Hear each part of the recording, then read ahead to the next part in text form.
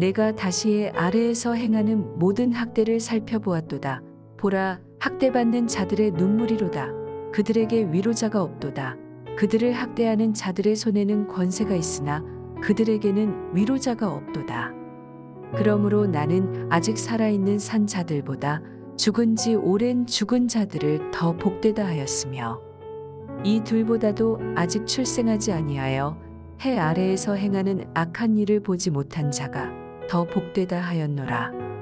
내가 또 본즉 사람이 모든 수고와 모든 재주로 말미암아 이웃에게 시기를 받으니 이것도 헛되어 바람을 잡는 것이로다. 우매자는 팔짱을 끼고 있으면서 자기의 몸만 축내는도다. 두 손에 가득하고 수고하며 바람을 잡는 것보다 한 손에만 가득하고 평온함이 더 나으니라. 내가 또 다시 해 아래에서 헛된 것을 보았도다. 어떤 사람은 아들도 없고 형제도 없이 홀로 있으나 그의 모든 수고에는 끝이 없도다. 또 비록 그의 눈은 부요를 족하게 여기지 아니하면서 이르기를 내가 누구를 위하여는 이같이 수고하고 나를 위하여는 행복을 누리지 못하게 하는가 하여도 이것도 헛되어 불행한 노고로다. 두 사람이 한 사람보다 나음은 그들이 수고함으로 좋은 상을 얻을 것임이라.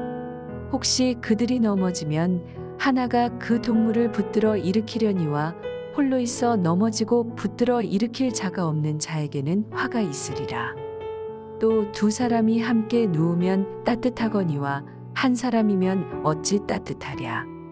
한 사람이면 패하겠거니와 두 사람이면 맞설 수 있나니 세 겹줄은 쉽게 끊어지지 아니하느니라.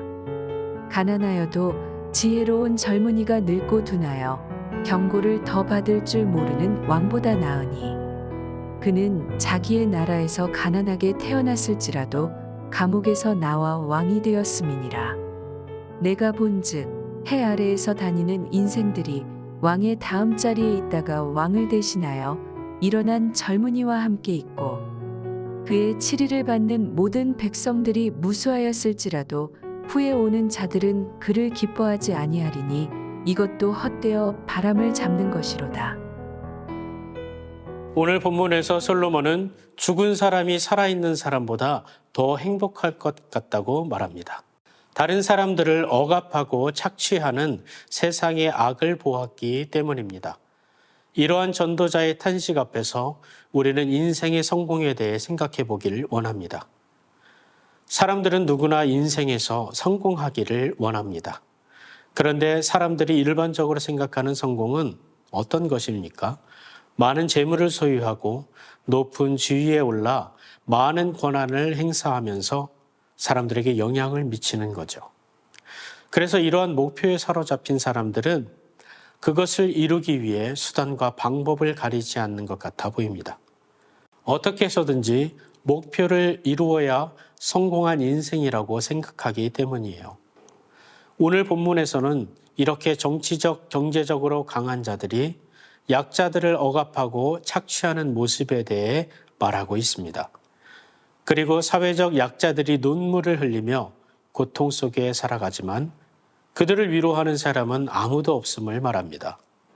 솔로몬은 이런 세상을 보면서 억압과 부조리가 난무하는 썩은 세상 가운데 차라리 태어나지 않는 것이 더 복된 것 같다고 한탄하고 있습니다.